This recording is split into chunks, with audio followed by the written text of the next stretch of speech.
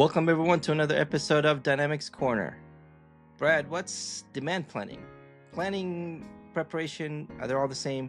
I'm your co-host, Kris.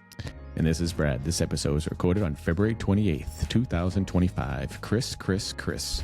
Last day of February. Did you know that? It's not a leap year. Not leap year. And what is demand planning? What is forecasting? And how do we predict the future? With us today, we learned all about that with Vaughan Proctor and Sam Bush.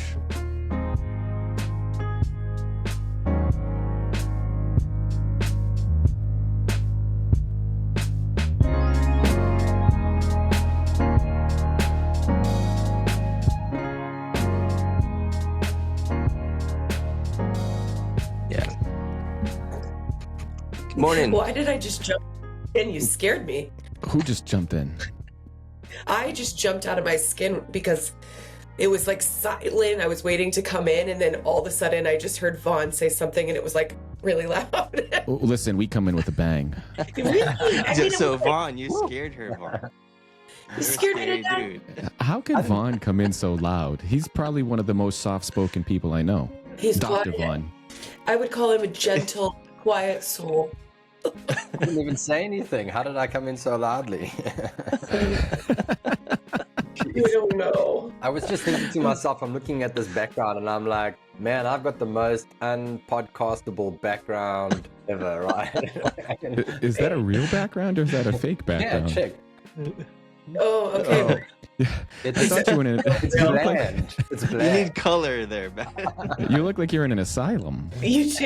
You do. I It's- usually it's- always have a background, so I don't even notice what's behind me. And when I switched this on, I was like, wow, that looks I really like it. bad. I've It got looks like a TV stand at the back over there with no TV on it. Yeah. And some medals from years ago that I don't want to let go of, like holding on to my youth, and then a whole bunch of like there's just nothing interesting. on my No, it's background. okay. Put a picture behind you in a plant. And Just I know. something. Just something. I told my kids that they needed to paint me something that I could hang up behind you because it'll also be better for sound and stuff to absorb the sound. Uh-huh.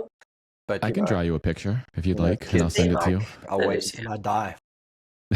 No, I do like.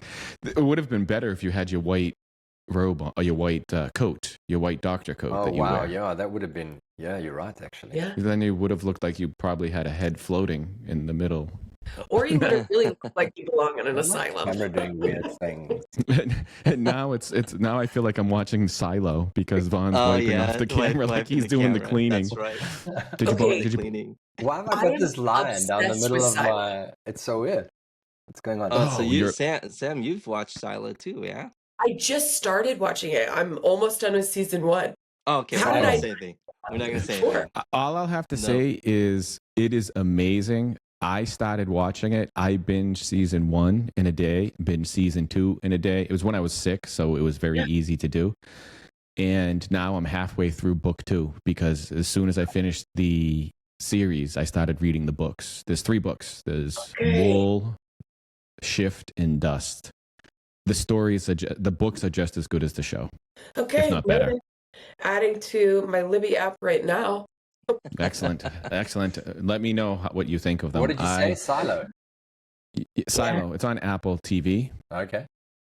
Oh, it's It's a Unreal. true, plausible sci-fi dystopia movie Yeah. Oh, Ooh, or wow. series. Excuse me. That sounds So, great. what I like about I don't like movies or shows that are so outlandish that they can't be real. Like the way I said this on another episode, where that one guy runs into 40,000 guys with machine guns, tanks, and airplanes, and he kills them he all. wins. Yeah. But with Silo, it's so plausible, and you can see it happening, and it's just mind blowing.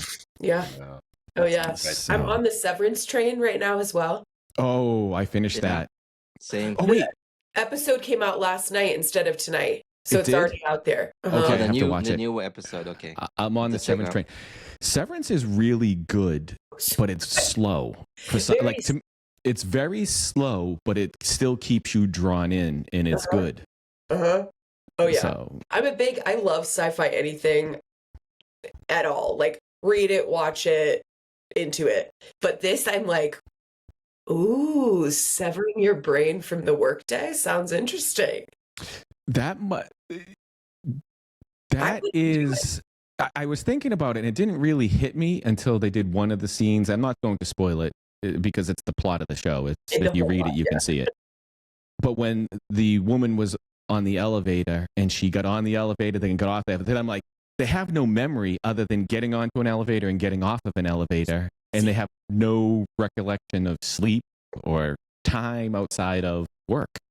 And they could be in there for days, and they don't even realize. They would notice it. That is so good. I'm glad that the episode came out last night so I can watch it tonight because I had to go to bed early, but I appreciate that. But yeah, and with that, we didn't look to speak with you because we wanted to talk about books and movies, which we could do all day, or Dr. Vaughn's wonderful background. We wanted to talk to you about. I love this, and then with him wiping it, now it's fitting. Vaughan, you need to watch Silo because it's fitting with your background and you wiping the camera. It just fits right in. I thought you were doing it on purpose, to be honest with you. Yeah. So, but before we get into the now I'm tongue-tied. Before we get into the conversation, would you mind telling us a little bit about yourself? We can start with Sam. Yes. Hello. I am Sam Bush. I feel like I have like a rehearse, like this is me, this is what I do, but I need to like update it. It's been a minute since I've updated. Okay, so I am a partner marketing manager for Netstock. Been at Netstock about 3 months. 3 months? Yeah, 3 months. Feels like I just started, but also like I've been there forever. So that's a good feeling. And then I am a podcast host of Ambush on Air, which you can see back there if you're watching this. I should have sat in front of it to do my shameless like plug. But do it. Plug away. I know, right? Where's my light?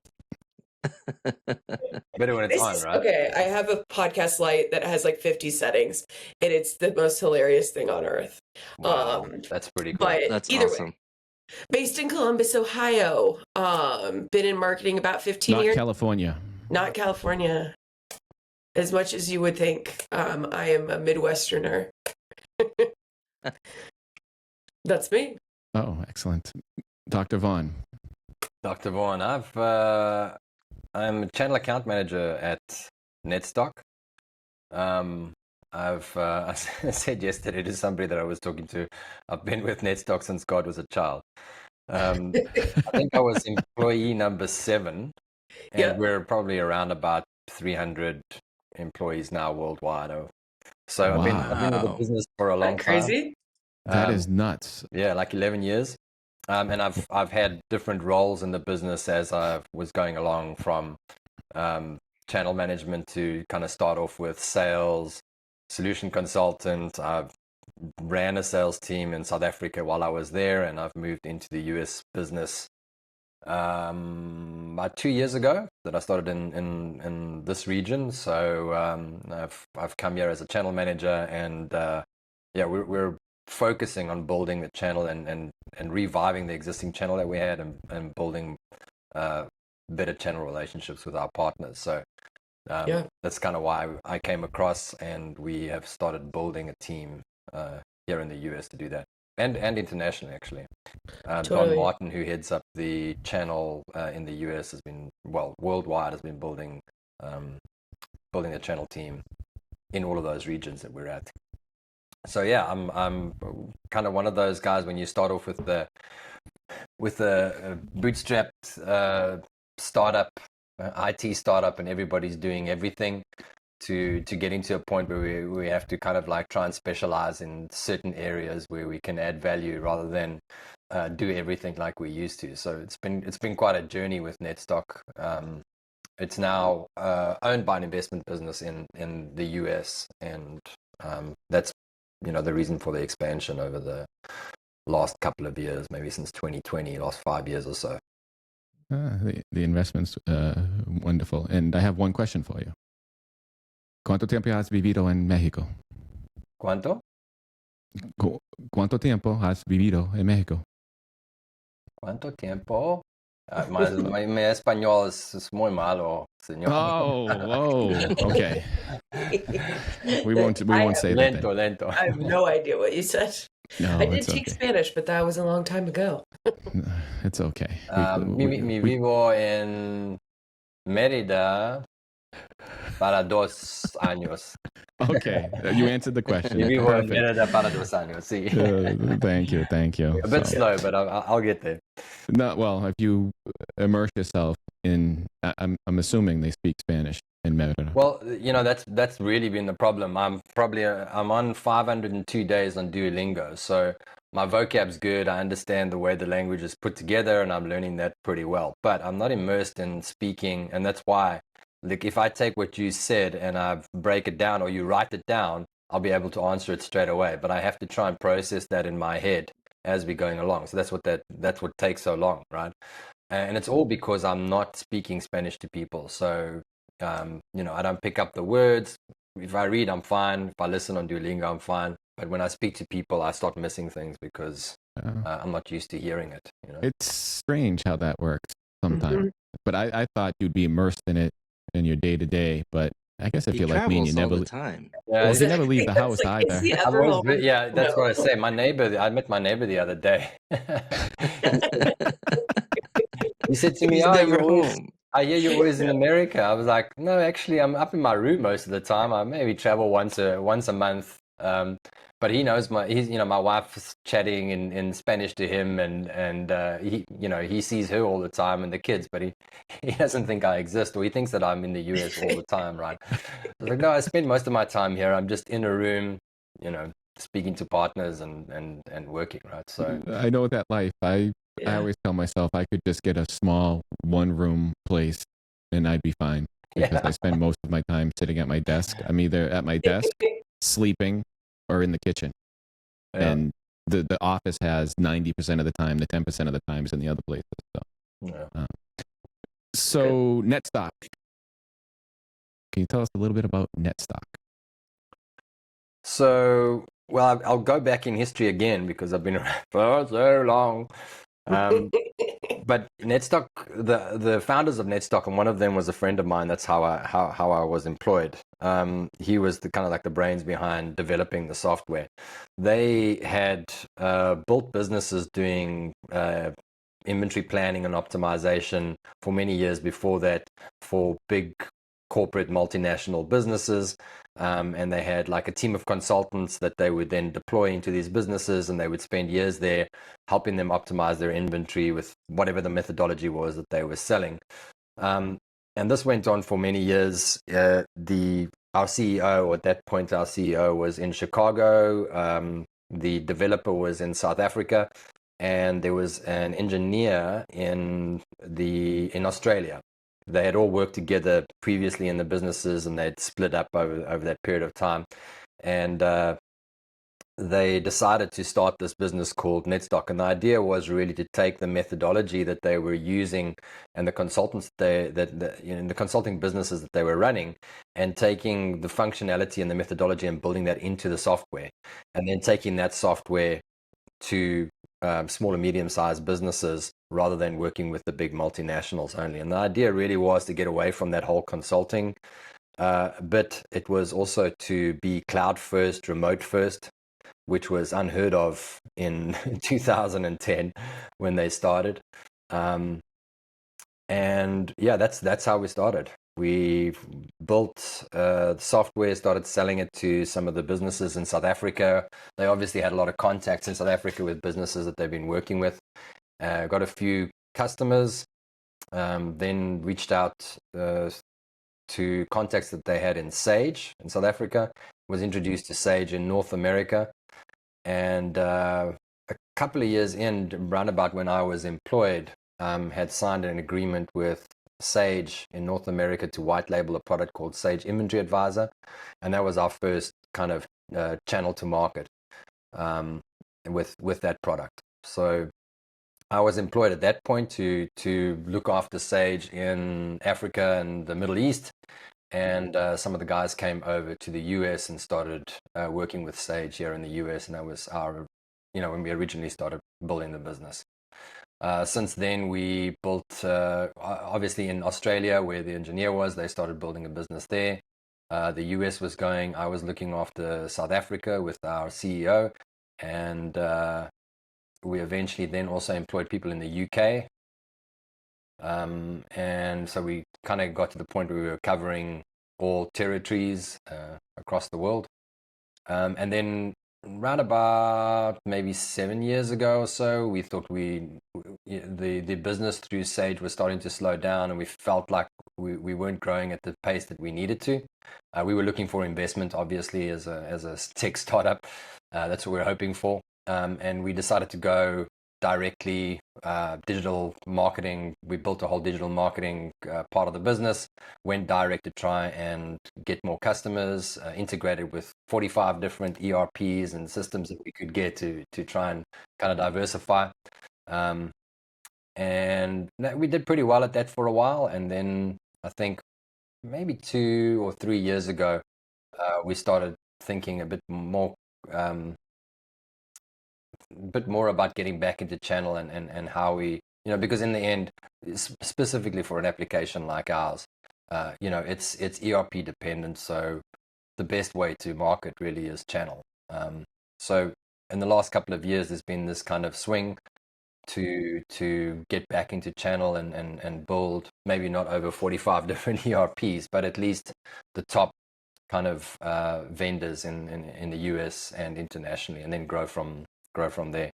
As I said, we finally we were kind of one of those success stories that came out of COVID. We had a number of investors that were looking at us before COVID hit, and as it hit, most of them disappeared in 2019. There was one business, an investment business in Texas, that kind of either came back or stuck around and said, listen, let's just see what's happening in the world and how resilient you are to this, and let's see what happens. And then kind of like the perfect storm, we had a couple of months where business was very slow, and then suddenly everybody was at home. They couldn't get any of the information from their on-prem ERPs and all the stuff that was sitting in the office.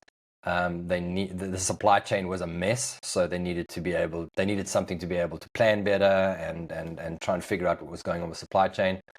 And here was Netstock. We could deploy this product remotely through the cloud. They could interact with it anywhere, anytime. It was just sort of like one of those success stories that came out of COVID, and sales started increasing. There was a huge demand for our product. And in October 2020, we got the investment, and yeah, since then we've a really incredible investment business that worked with us. We were really, really lucky to get such great people, and our business is really focused on our culture, and we try to keep, we always say we try to keep the culture. It's impossible to keep that small business culture, but we try for the most part to do that in the businesses, be as transparent as possible, be as flat as possible, and be as supportive as possible to everybody in the business. So it's still got that feel. And we were lucky enough to get an investment company that was, exactly like that. They didn't want to come in and change the way that we wanted to do things. They would advise us from the board. They would let us, give us metrics that we didn't have, that we needed to try and adhere to so that we could become a better business. But they let us run the business and do what we needed to do. And, that's kind of the philosophy to this day. We're we hire on culture. It's a very big thing in the business to make sure that we keep that culture, because that's been, I think, we believe that's been the reason for our success over all these years. And hopefully that's what will, carry on the success into the future. So there's a very long story that I put out there, but that kind of gives you the outline of how we got from 2010 to where we are now. Yeah, no, it was a good story. I appreciate the story. And culture is extremely important within an organization, and individuals often forget that because it's the people that make up the organization, and also flows through to the product as well. So with Netstock, you mentioned Sage. What are some of the other products that it works with? and then I want to dive into. I have a million questions on what it does. Well, the big ones really that we're focusing on. Sorry, Sam, am I taking up to? You're good. You're good. I'm like, you can Um, talk this whole time. I'm just listening. Obviously, Go Sage, for it. all of the products that they supply, and we've been partners with them for a long time. Acumatica, we went into Acumatica and joined the Fulfilled by Acumatica, and we're on their price list. Mm-hmm. We knew a lot of the partners there because originally a lot of the Sage partners took on Acumatica because they needed some kind of a cloud application for their customers. Now Sage has got Intact, so that gap's closed a little bit. And then NetSuite was always around, so that's been a big one for us, especially in the last year. We did integrations with NetSuite, and then Microsoft was probably the newest one that we've done. Those are kind of like the four that we're focusing on now. So we did official integrations on AppSuite with Business Central. We've actually got two products because one of the things that we did was we acquired another business called DemandWorks. It was also around 2020 it was one of the things that the investment business said that we needed to do. And that's more of a kind of starts punching towards that enterprise level with their sales and operations planning and that type of stuff. And we've got a demand planning module that has integration with F&O as well. So from a demand planning point of view, we're able to connect to F&O with that product as well. So yeah, depending on the product, depending on the customer, and depending on the requirements, we could deploy on both those Dynamics applications. So you get F&O and Business Central. Yeah. Well, I mean, we've got on-prem integration with Great Plains, and obviously all the on-prem products, Nav,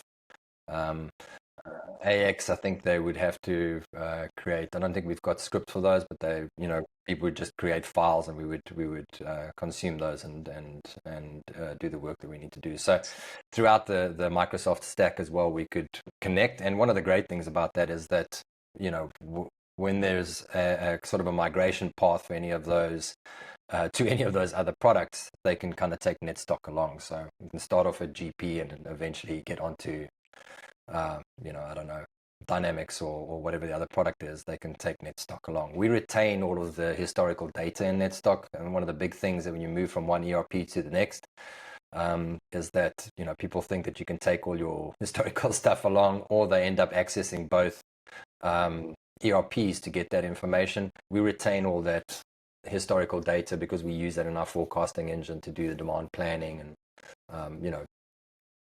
purchase order history and that type of stuff to measure supplier reliability, and all of that remains in Netstock when they move from one application to the next. So you're ERP agnostic. Pretty much.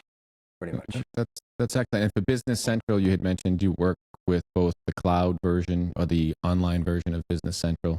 Netstock itself is a cloud-based product, and you can also work with the on-premises versions of Business Central. How far back can someone work with Business Central, Dynamic Nav, or Navision in Netstock?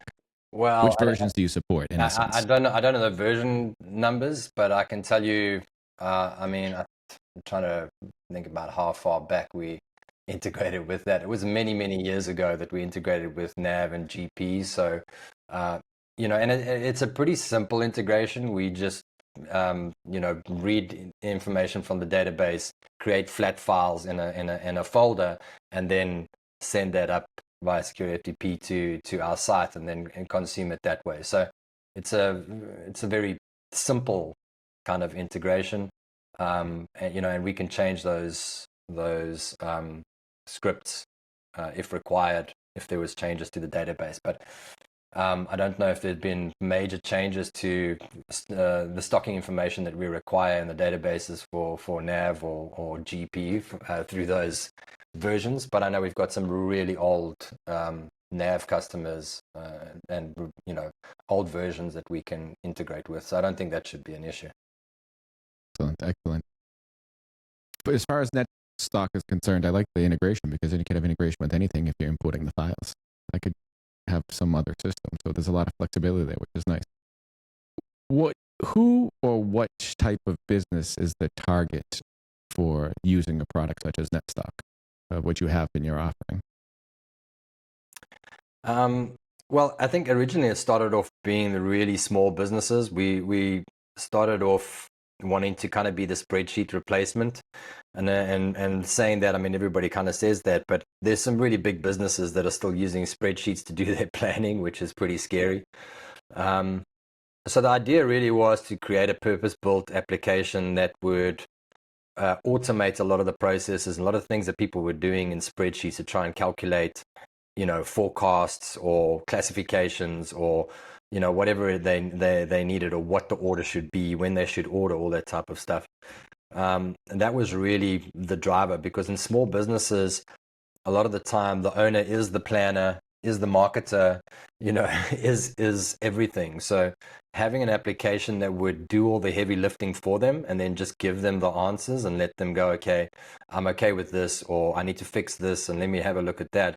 Try and make it quicker for them, or make them more agile in the business, in those small businesses. That was really the initial kind of focus. Obviously, we've built the application a lot since then, and the functionality has now grown into kind of bigger businesses.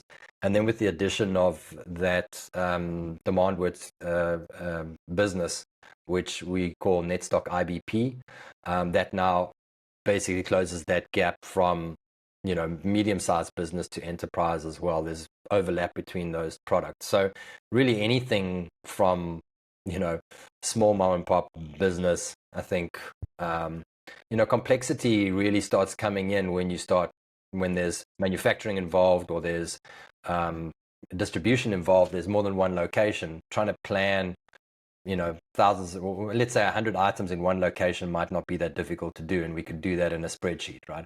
But when you multiply that by 10 locations and you're trying to manage those items differently in 10 different locations, things start becoming a bit more complex, right? So that's really where you need to start having some kind of a tool to help manage that inventory better. So from those businesses right up to really enterprise businesses that want to be able to, forecast at a channel level, or, break the forecast up at a customer level to see which customers are affecting that forecast in what way, or make adjustments at different levels, whether it be top down or, bottom up or middle out. So very mature demand planning teams, and then right down to the kind of owner run business that does everything. We try and cover everything. Yeah, and I'll give you like the marketing answer, because that's obviously the answer, but this is like a written one. Basically, it's anybody in and inventory theory, not value the of like, marketing answer to everything. there is. There's always a marketing answer. But this is like the most simple way that I've learned to describe it, and that's like anybody who has around 250 SKUs or more are like our ideal customer. We'll do anybody, but that's ideal. And then people who have inventory value of like at least 200K is like a sweet spot for us. So manufacturers, distributors, wholesalers, e-commerce businesses, those kind of people are what we talk to the most.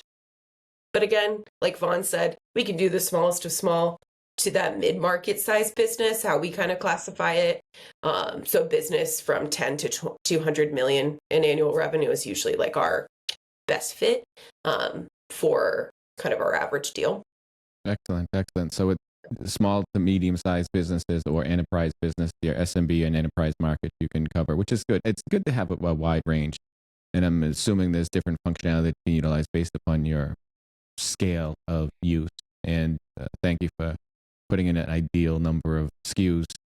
With understanding there can be some variability in there as well too, depending upon how you need to plan, which is good. So how does it work? How does it plan?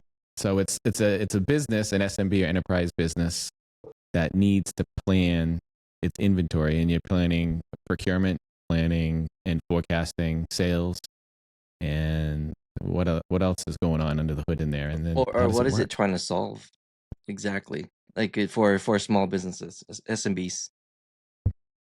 Typically in that space, what we're trying to solve is optimizing their inventory, making them more efficient at controlling their inventory, because the big pain points there really are that either they're holding too much inventory and they're tying up cash and that's affecting cash flow, or they're stocking out of items and that's affecting sales and profits. And so that's really the two major kind of like pain points. And then the other one is really just the time that it takes to get to a point where they can calculate what they should be buying and when they should be buying it.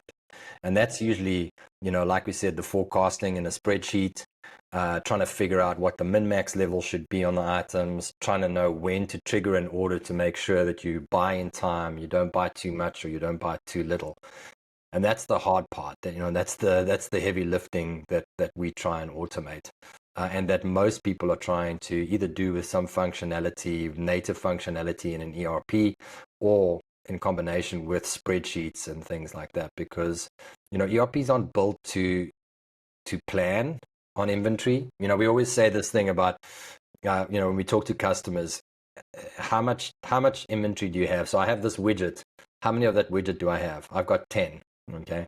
Now, if you look at the ERP, you know exactly why you have 10, because we can see when it arrived, how much of it was sold, how much of it is inbound, where it is in which location.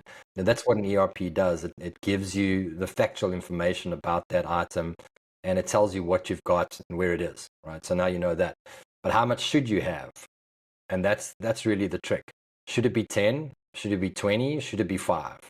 What's the optimal amount of inventory that you should be holding today to make sure that your customers get what they want and that you're not tying up too much cash? And that's really what we calculate for customers in the ERP.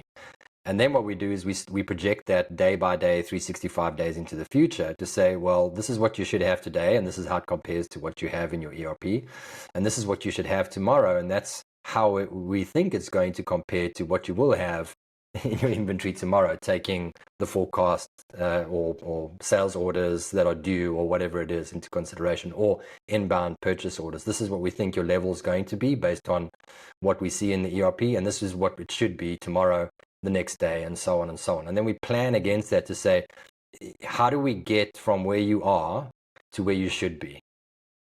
And we create a purchase order plan for that, saying, well, if you order on this time and we take the lead time into consideration and all your policies and what you want to achieve with the business, this is what you should buy and this is when you should buy it, or this is what you should manufacture and then this is when you should manufacture it, or even this is what you should distribute to your network at what time, to make sure that that network is also has optimal inventory in each of those locations. Okay, yeah. So I think that's one of the biggest challenges, right, for SMBs, where they're coming from an ERP, moving to Business Central, and everything's brand new to them. And like as you said, a lot of them do all of the forecasting typically in a spreadsheet or based on emotions or maybe experience, right? How do you manage for an organization that's never had any proper forecasting? And remember, sometimes you work with individuals in the organization where I've been with the company for 20 plus years. I know when I should order. Like that's a challenge in itself. So how do you navigate around that, where, hey, trust the calculation and consider these data points when we consider these data points when we calculate forecasting versus hey, I've been here for 20 plus years. I know I should order 20 of these because it's seasonal, or it's Christmas is coming around, right? So how do you handle those challenges? Well, those people in a business either make or break an implementation with us, right? And I'm sure there's a lot of that in all implementations. But and you touched on it exactly. Trust the calculations, right? And that's what we need to get to. And it's a process that we need to go through in the onboarding to get those people to understand the calculations and trust the calculations, so that when we spit out a recommended order and say, this is what we think you should order today, they can look at that and say, I trust that because I understand how the inputs and the calculations work to give me that, and it's going to give me a better result than my gut feel. We call them the spreadsheet slaves, because they have a spreadsheet called master inventory something that only they know how to use. Probably has more errors than they wish to admit, because it's been around for 10 years. That and how they feel about the business, and yeah, it's a process really, and those are the people that we need to convince. But I tell you that those people could be your biggest ally and your worst enemy, because once they do understand the calculations and they realize that this is going to do all of that stuff better than what they can, if they can get past the ego of like, I know better than the application does. But that really is just a process of understanding the calculations and building trust with those people. So yeah, you're right. And we run into those people a lot. I mean, we went into a meeting with the guy asked us to sign an NDA before he showed us his spreadsheet, because I've never heard of that before. I've come across stuff like that where proprietary knowledge. Yeah, of your that you believe was in that. And I mean, we laugh, but he spent years perfecting the spreadsheet. So it is difficult letting go of that. It is difficult, going, hey, there's an application out there that might do this better than I do, even though I've been in this business for so long, and I've been building and I've been buying for this business for so long. So yeah, it's a challenge. It is. Kris hits a good point. He was talking about the trust factor of it. And Kris, we run across this for ERP implementations all the time. Yes. It's knowledge in someone's head. They have a gut feel. They don't want to let it go, but they could also be, oh, this doesn't work, or this doesn't make it. But a lot of businesses don't understand the risk of having everything relying on one person or this one person spreadsheet to run a business, because, Kris understands how to calculate and forecast, and we just trust Kris, when Kris could be over ordering, under ordering, or even inhibiting growth of the business because of the way that he's doing it. Not to pick on you, Kris. I'm just using it as an example. But it is a challenge. And you had mentioned it also, like the letting go, because there is I created this, I do this all the time, I know what I'm doing, and now that they have another tool, I'm not going to be needed. Instead of taking a look back, and I can use my time, be a little more valuable with my time, or have more value in my time. I can't even talk today. Have a little more value in my time to be able to do other things than just plugging numbers into a spreadsheet. I can actually look at a forecast, look at a plan, and then review that plan to make sure that it fits with it as well. And I have a question with forecasting. Kris, I thought I'm going to cut off. I know you have a bunch of them. I'll mute myself after. No, it's all good. When calculating forecasts for different types of businesses, is it possible to calculate seasonality and weather into it? I've always wondered about that, thinking how weather could impact planning and forecasting, as well as other trends. Because just go back to COVID, which never existed at this point, because I think we all forgot about it as we all lived through it for many years. But doing a forecast during COVID times, or doing forecast versus other times, may be different. So is there a way to put in variable factors? And then also, wintertime, the shipping may take longer than during the summertime. I'm just trying to throw out some ideas that I've always had these questions, as if there was a way that gets accounted for in a forecast. Yeah, it's things that we've been discussing and wanting to do for, we've been discussing for as long as I remember about forecasting, is how do we get the forecast more accurate, and how do we look at other factors that might influence the forecast outside of the internal information and things that we have. And I think the way that AI is going at the moment, that's going to be the next step, right? Because I wanted an episode without that being mentioned. I guess we can't do it. No, it's okay. Keep going. I was going to say at the end this is the most non-AI episode. Well, look at it this way. Let's not bring AI in. How do we take you information? can, by the way. I was joking. How do we take information from sources outside of the ERP, which is what we rely on, and market knowledge from, because we allow the customer to override forecasts or input promotions, or and we have like these smoothing algorithms in the forecast to try and find or try and get the best fit forecast or the most accurate forecast we possibly can, right? Because forecasting is not an exact science. It never has been, probably never will be. So what other factors might influence that forecast? And that seasonality that you're talking about is actually something that we've, not struggled with, but it's been challenges that we've had with some customers as well. So for instance, a customer that sells seed, and, the rains start a month earlier, and suddenly the seasonality is moved from one month to the next. And how do you adjust for it? Now, there are ways that we can adjust that in the forecasting engine, but it's a manual intervention usually from the customer, understanding their market, understanding what effect that weather has on them, and they can make adjustments pretty easily in the forecasting engine. But can we get to a point where we can read other data and then use that data to predict? Because this really gets to a point where we start predicting more rather than relying on market knowledge to be able to do that. And that's really, for me, the exciting part of being able to not only, because the challenge with that again is, now what data do you use? Right. So I think with AI, the nice thing about that is that you can test different data sets, and also with machine learning and the way that AI is going now, there's more probability, and you can then track those forecasts and see how well how well the forecast is doing against your sales.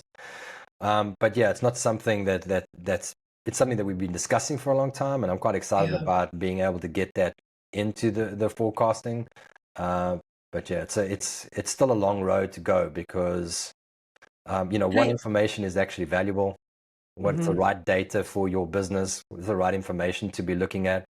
I mean, weather's quite an interesting one, probably a good example of where we can get the most value out pretty quickly, right? But weather forecast is as reliable, right? Yeah. The other thing that right now is all the tariffs. So all the discussion of tariffs across the market, we're getting a little bit of conversations in our sales cycle just about maybe like, let's look at this in a couple of months once some of the conversations around tariffs have settled.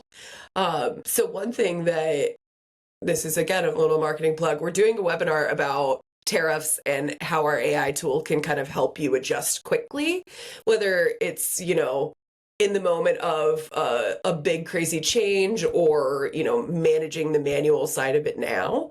But our CTO and one of our customers are doing just his use case on some of the seasonality and flow and change of how he's used our AI tools on March 27th. So if anybody's interested, it's on the website. But that's a good conversation that we're starting to have more and more openly about some of those additional prediction data sets that we could use. Yeah, forecasting, you could have, to me. Go ahead, Brian. I'll stop after this. I promise. So you can have variable suppliers to take into some of those considerations, such as tariffs from the. Again, nobody knows what will happen, but just say that there's tariffs, the variable rates across different regions, or even limitations on shipping from different regions. I think of when ports close or ports get backed up, that to be able to demand or forecast or predict or plan for other suppliers who may come in from different channels, so that you can keep up with your demand from your customer. Yeah. And just like for forecasting in itself, I always find I've done a lot of forecasting tool implementation in my career. What I always find challenging is that forecasting, depending on the data points that you get, you're very, very limited, and it's always very difficult to get 100% accuracy. You can get there fairly close. Do you find in the near future, if the data is available for your application to use when you're forecasting, do you find that it'll improve eventually? Again, I've been implementing ERP for roughly like 2 decades, almost 2 decades here, and that's always been a challenge for me of trying to not only convince users of to trust the data because they know it's like, oh, it's just based on my history. But it doesn't consider all the other data points, and some of those data points or data sources that they get to help calculate this also may not be accurate as well. Like you said, weather forecast, it's never always accurate. Mm. um, do you find that eventually will change, as long as data sources are made available for it to consider? Yeah, I think so. I mean, I think forecasting will improve.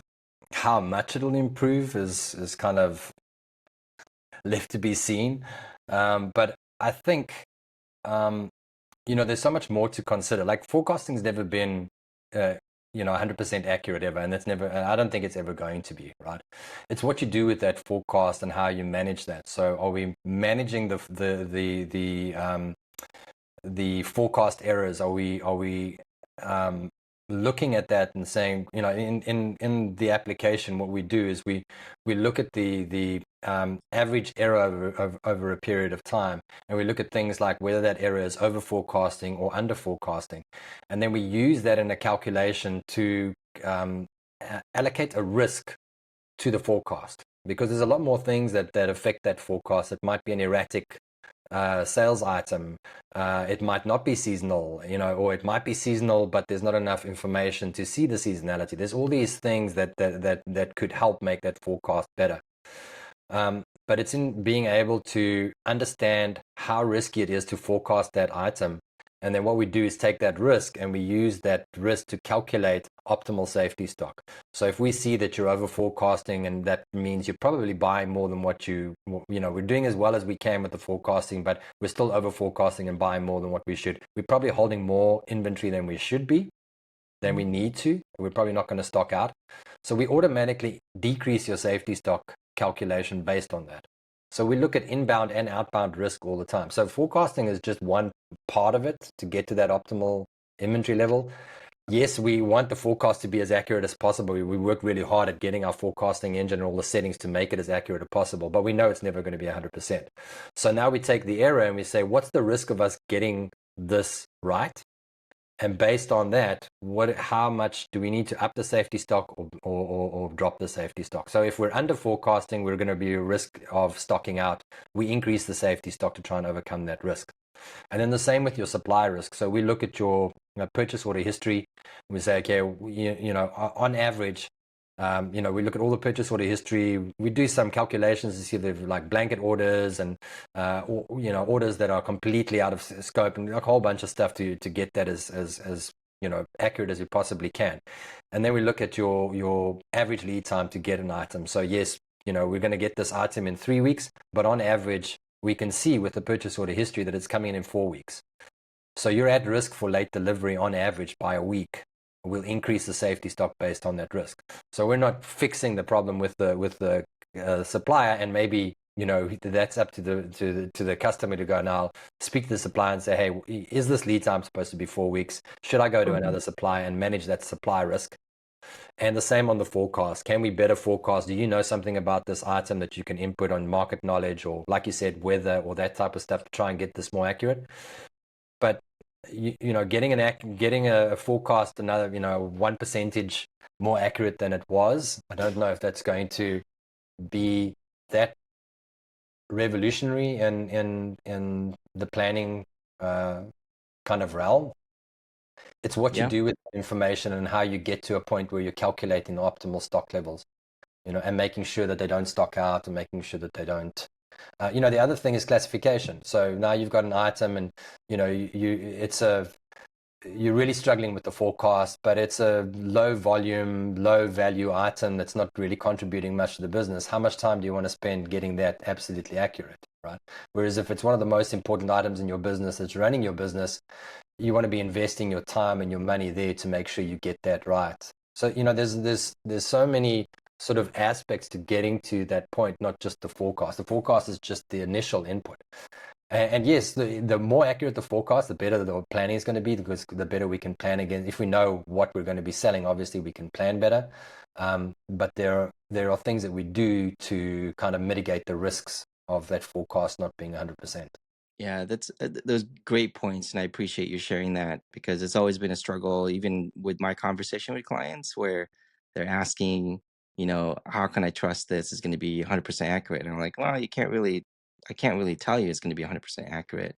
It'll get you Yeah. really, really close, right? It gets you where you Mhm. can just decide what you want to do without you having to do all the manual work to help, all the forecasting. This tool will do that for you, which kind of Yeah. leads me to the next question that you had mentioned about history. So when you're implementing a new forecasting tool or demand planning tool, what is the minimum history that you need to be, to have a proper calculation of forecasting? And which is how long of a history do you need that's to get you the most out of it? I would say 3 years would probably be optimal, because if there is seasonality with 24 months, we could get seasonality, because obviously we can see year on year what's going on. With 3 years, we've got some really solid seasonality, because we now have checked over 3 years how seasonal that really is, right? So I would say 3 years would be optimal. But we do, our forecasting engine takes into consideration new items. So if they've just come in and you've input a forecast, we treat those items differently. We treat young items that have, been around for maybe 3 or 4 months differently. So the forecasting engine takes those things into consideration. We can also do things like supersede. So if you have replacement items, we supersede historical data from one item onto the new item, and it will use that historical data to create a forecast for the new item. We can do group seasonal forecasting. So if you have some items that have been around for 2 years and you add a new item to that group, it can use the seasonal trend of that group to predict what the seasonality is going to be for that item. So there's tricks that we have in the forecasting engine that will look at that. But yeah, if it's a seasonal business, we'd need at least 2 years to find that seasonal pattern. Otherwise, we could start with 3 months worth of historical data. Also, we can import data. So, if that data is sitting in a spreadsheet somewhere, or if it's in your previous ERP, like I said, we probably have a connector, or we could probably take that information. It's just sales by month, really, information into a spreadsheet, and we can upload that to Netstock, and we've got the information to run the forecasting engine. Yeah. The only things that you'd be missing there are things like your purchase orders, historical purchase orders for the supply performance calculations and things like that. But we could start off with just sales information out of a spreadsheet. No, that's wonderful. So you can add additional historical information especially for new items. Maybe it's substitute, or maybe a variant that's no longer available.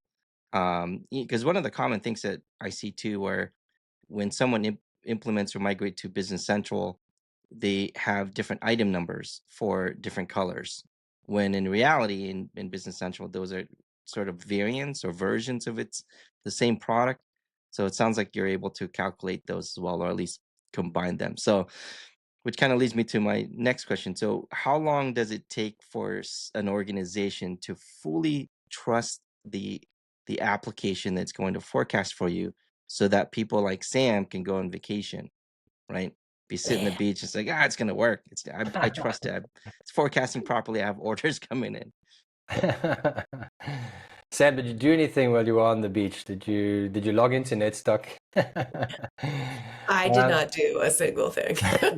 I had my phone in my car most of the time, That's good. I told her not to check Slack while she was on holiday on the beach. and I did not. Yeah, it's a bit of a how long, we speak about implementations. On average, we'd say probably like 14 to 16 weeks.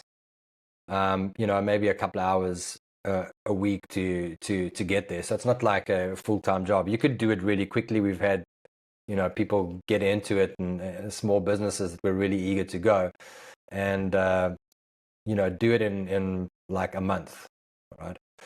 But it really depends again on things like data, the people that you're working with, and how well they can adapt to change, and how eager they are to embrace technology to kind of fix the things or do the things that they were doing manually.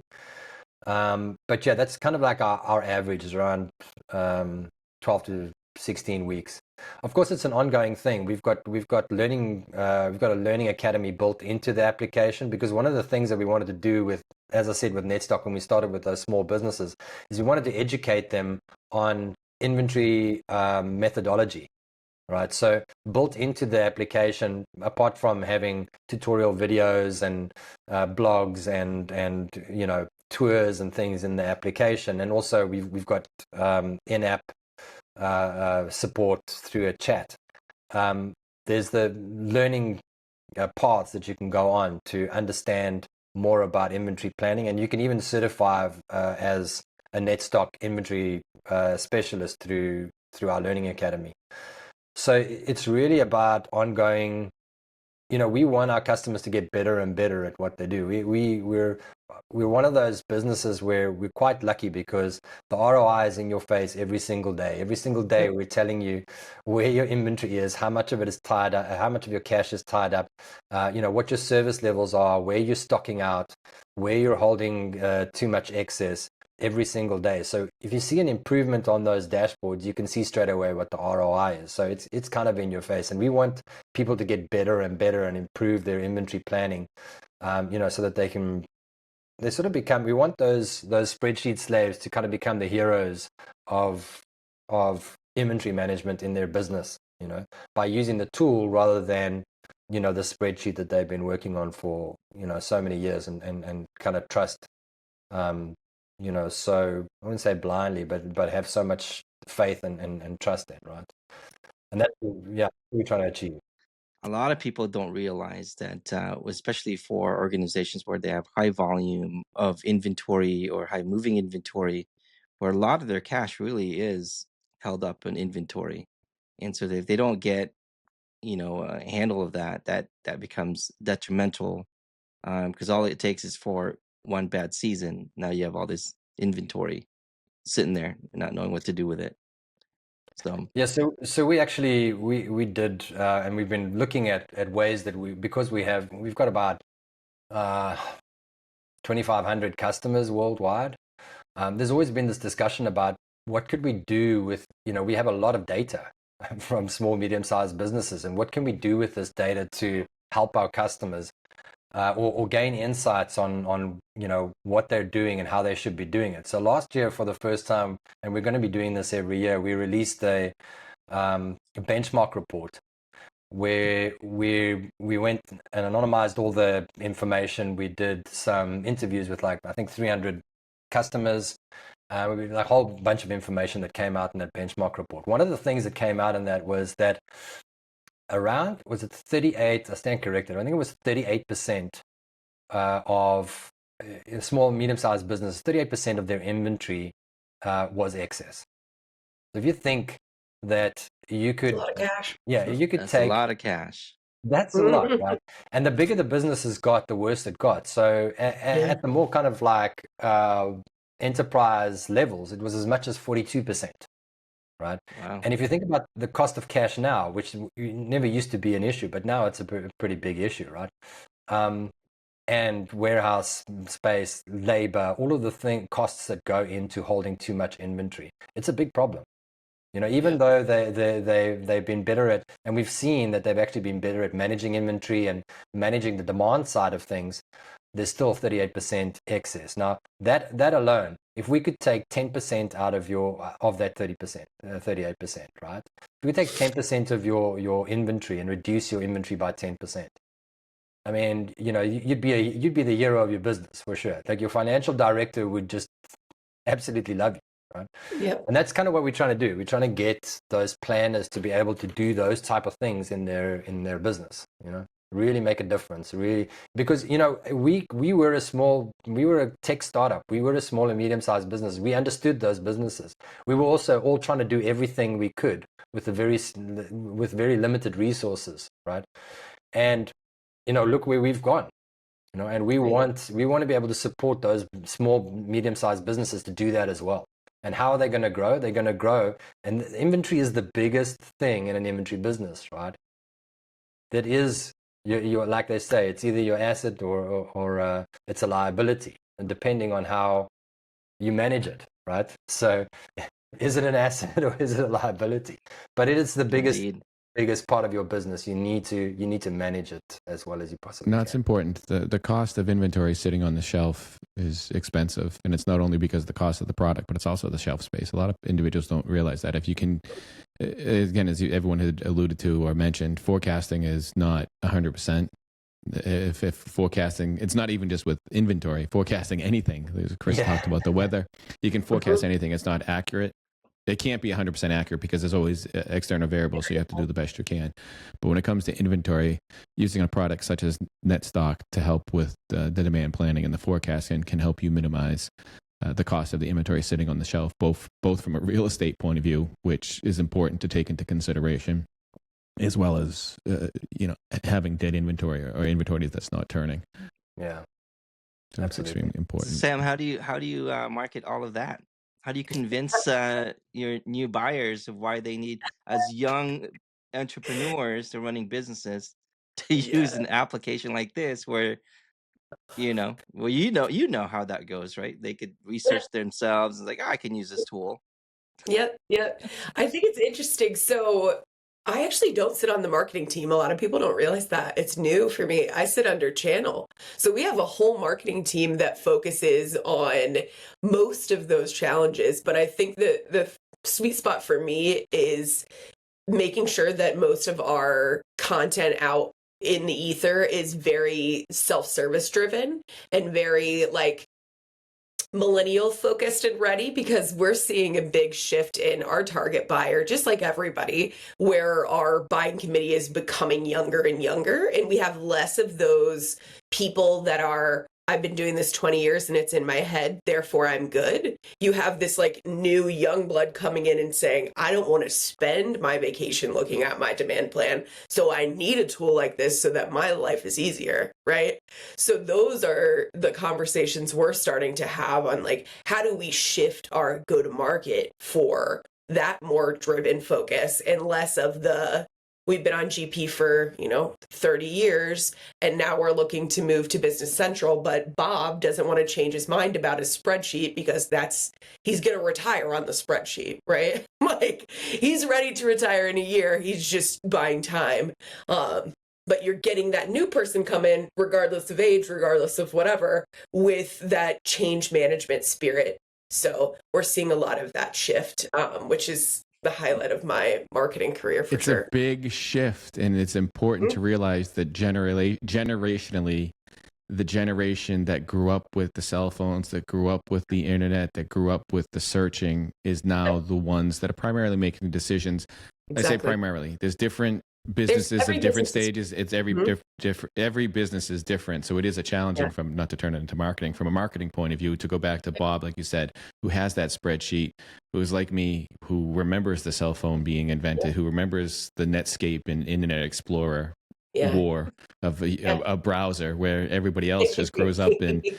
Now now if children are being born and they can come out with cell phones in their hands, so it's a big change and a big shift. And I think organizations also have to internally look at the challenges of not progressing with the technology and how they may be holding themselves back because they're afraid, or they don't know or don't understand and may not trust.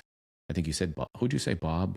Bob, I named you Bob for some I don't know who you said, but right. all the Bobs in the world listening to this right now, they're very like, that's me. I'm going to retire my spreadsheet. I mean, rightfully so. And I've been in businesses before where we're so focused on talking about bringing the person from GP into the BC world. And I think the shift that I'm really focused on, and something we're doing at Netstock, is we're actually not really trying to sell to that person right now.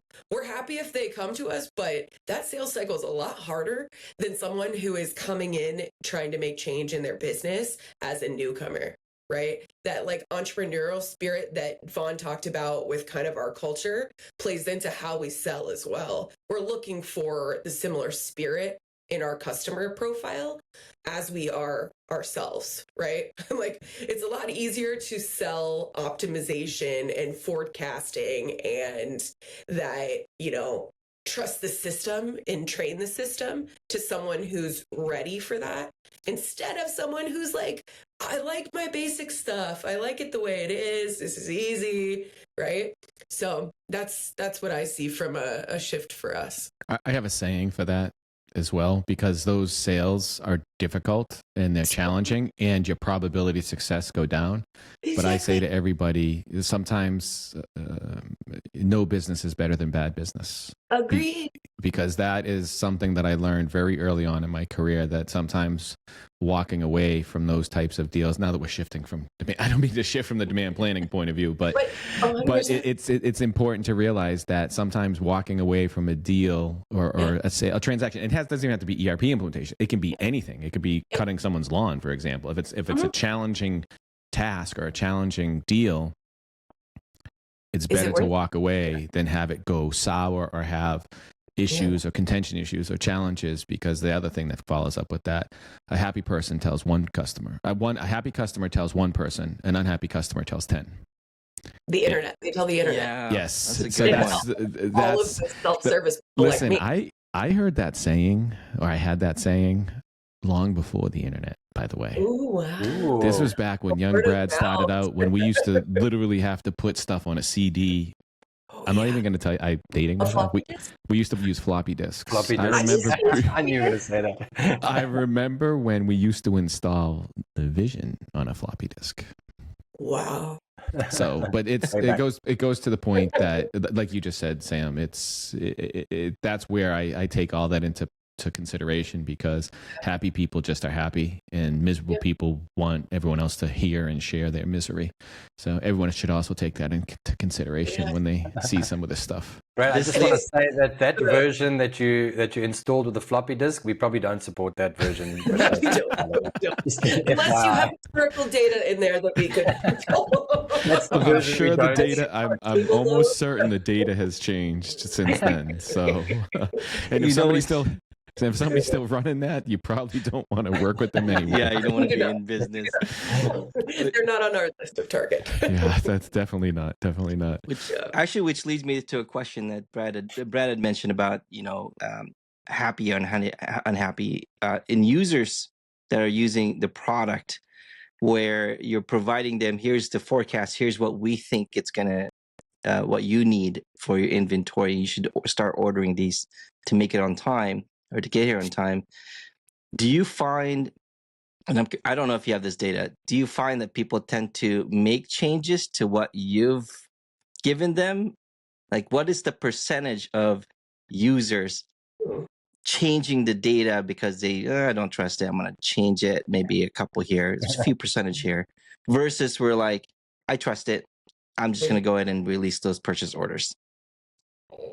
Yeah, so we track that in the application as well, just to make it worse. On our executive dashboard, the executives can see, how many orders are being placed. So for us, those are markers of success with implementation with the customer.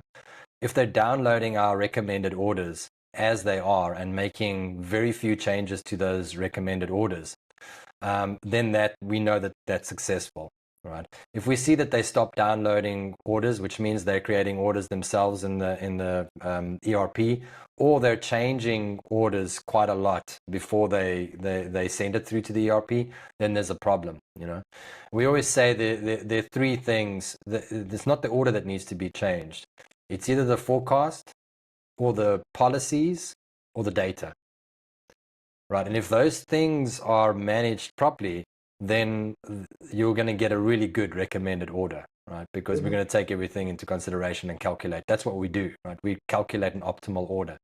But if those three things aren't in place, like if we're not managing, so we're looking with all those risk calculations and everything, we're still also on the dashboards bringing up all the top over and under forecast items, so that they can see those things and say, is there something that, can you intervene? Is there something that you know about this item or about the market that we cannot see with all the information that we have, and can you intervene, right?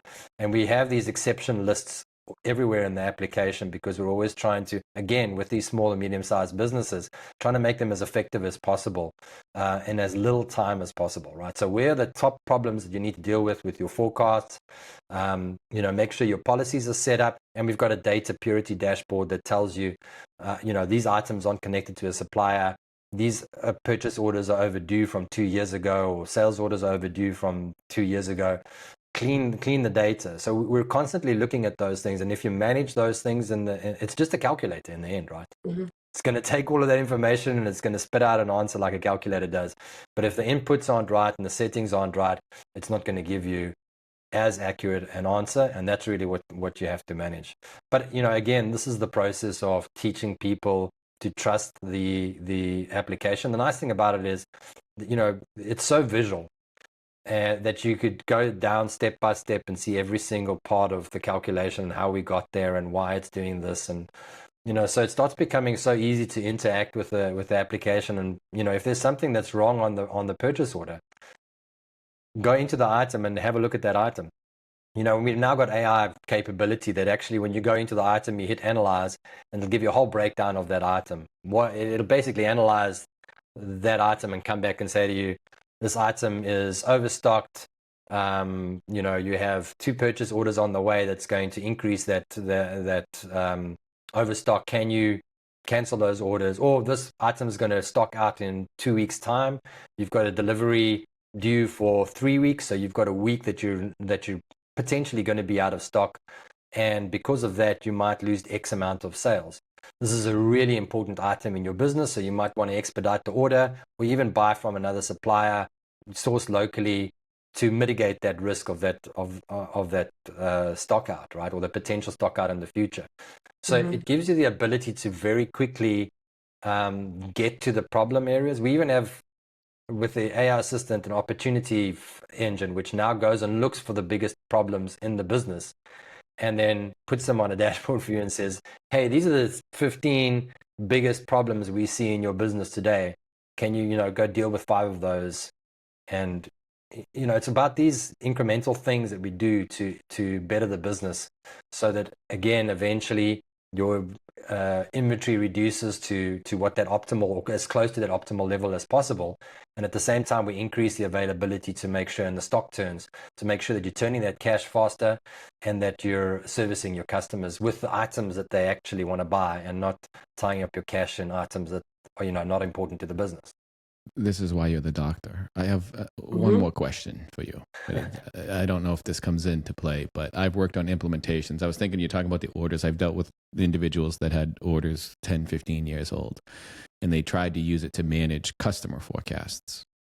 I've worked with several implementations that receive forecasts. Everyone's talking about forecasting here. So we're forecasting our product, but also our customers may also have a forecast that they send to us, so that we can, if it's a manufacturer or a supplier, a wholesaler that's selling to a retailer, for example, oftentimes retailers will send forecasts for their seasons to make sure that they have enough inventory so that they can sell to their customers. Where would the customer forecast reside in the forecast process? Does it reside in the ERP system, or is it something that you would put in Netstock? We put it in Netstock. So we have tools to collaborate. So, whether it's customers, whether it's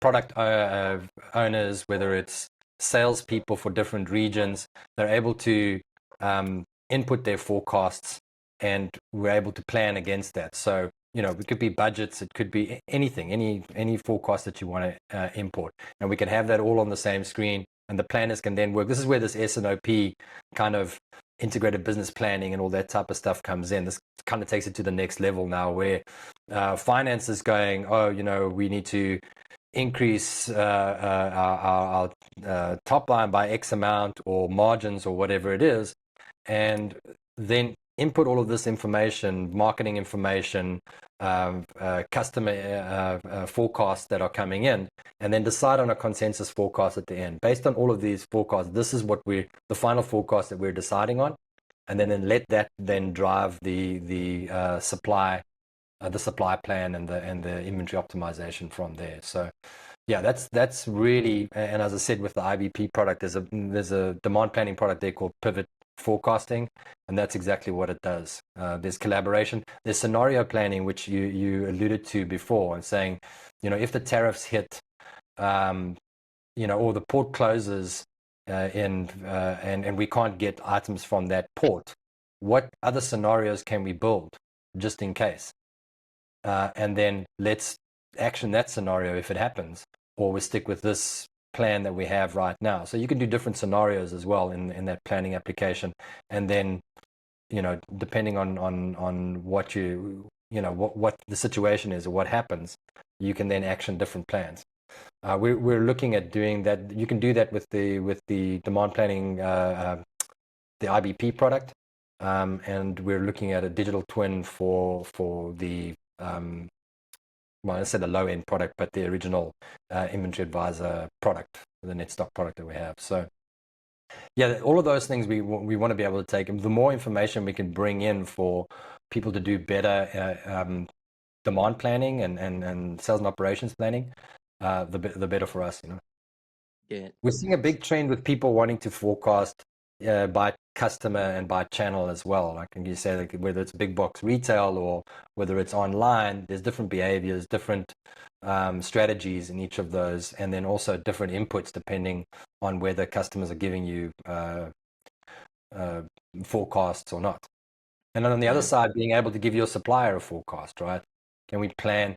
We can predict or plan what we're going to be purchasing for the next 12 months. We can put that into a format that you can then give to your supplier and say, because it's all about that. Then that collaboration starts getting really, really good, because now you're collaborating with your customers and you're getting the demand plan as accurate as possible.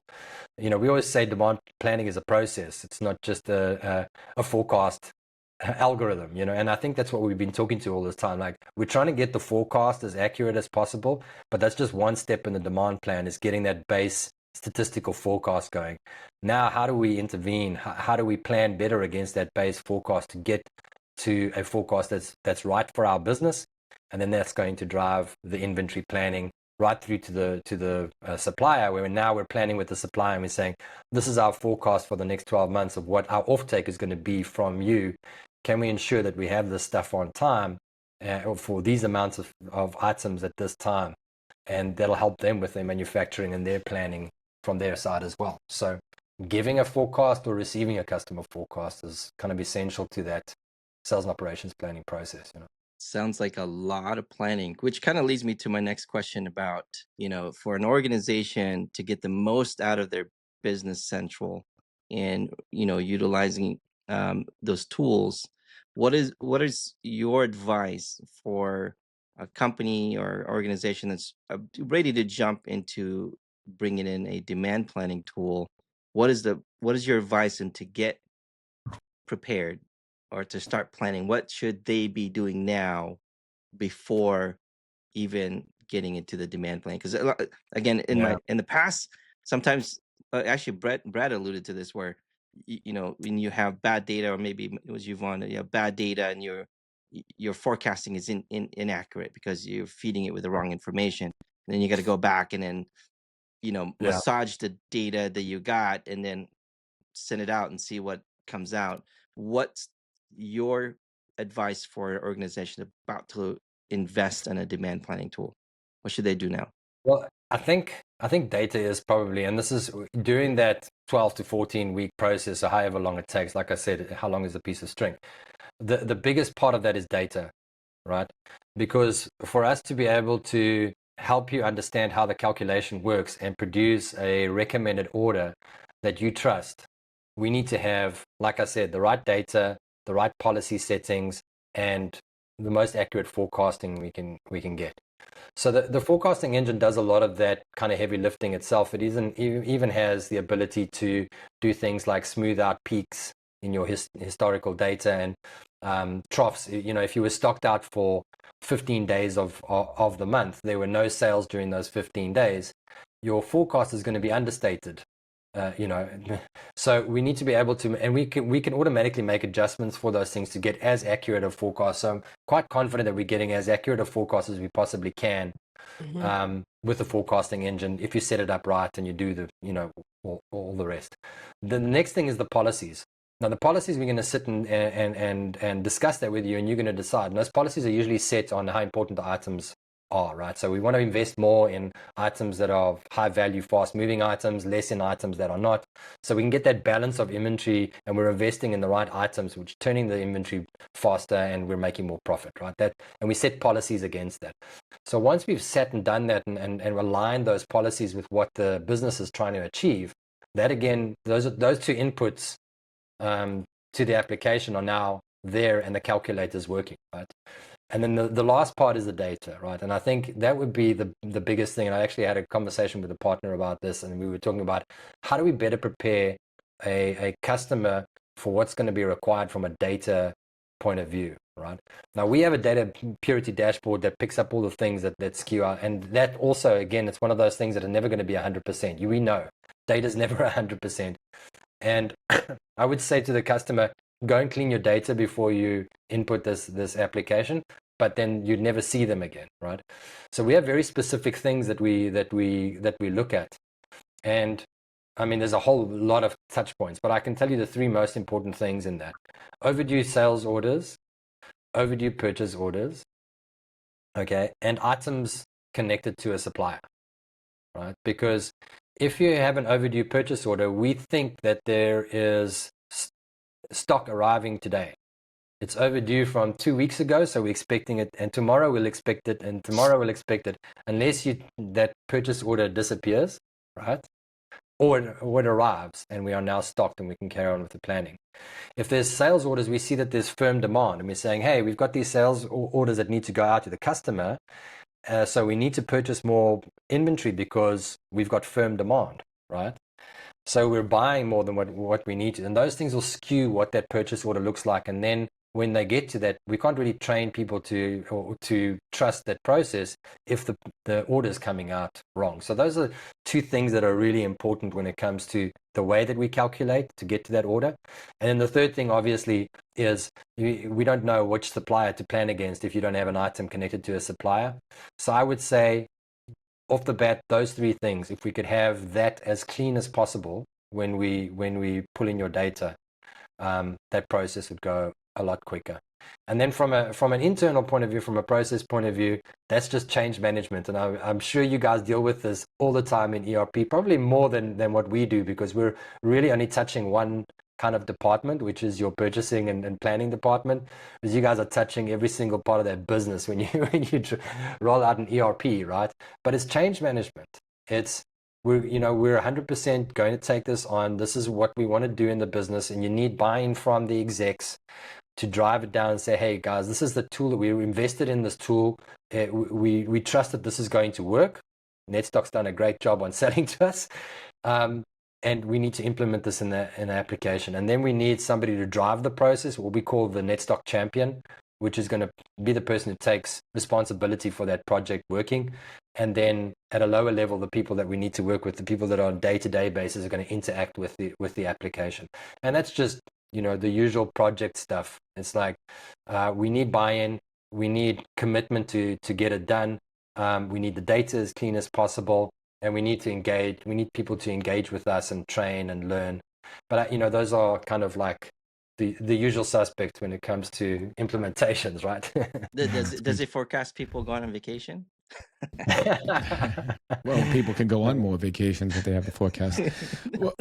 Exactly. So we used to have this picture of when we first started with a little picture of the dashboards on an iPad. And I remember Barry, who's a friend of mine that was one of the founders, he said that they came to a conference. I think it was one of the big Sage conferences when they first started off way back when, and he had Netstock on an iPad, and nobody even had iPads then, and maybe we were a little bit ahead of time. But we had this picture of the iPad with a little dashboard on this person sitting on the beach, and that was kind of like the selling point, is that you could do this from anywhere, anytime. Of course, that didn't make sense until COVID came around, but back then it did look nice that they could sit on your beach and sit on the beach and do your inventory planning. It's still nice.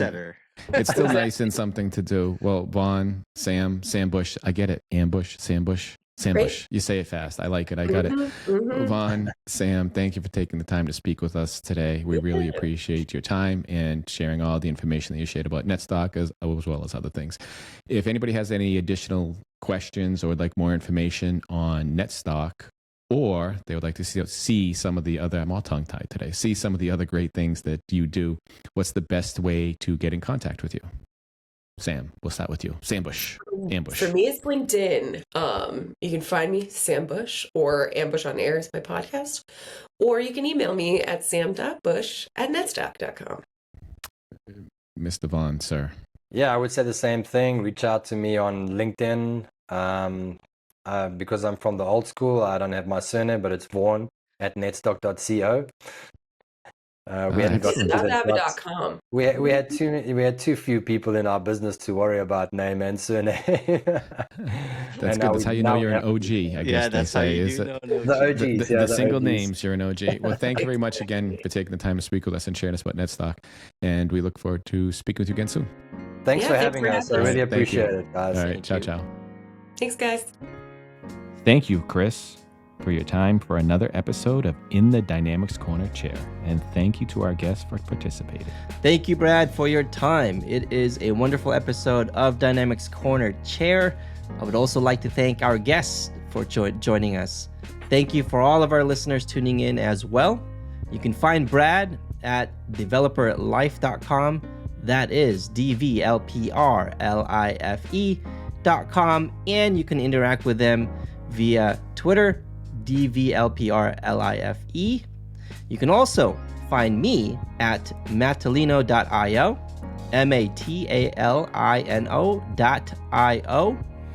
And my Twitter handle is matalino16. And you can see those links down below in the show notes. Again, thank you, everyone. Thank you, and take care.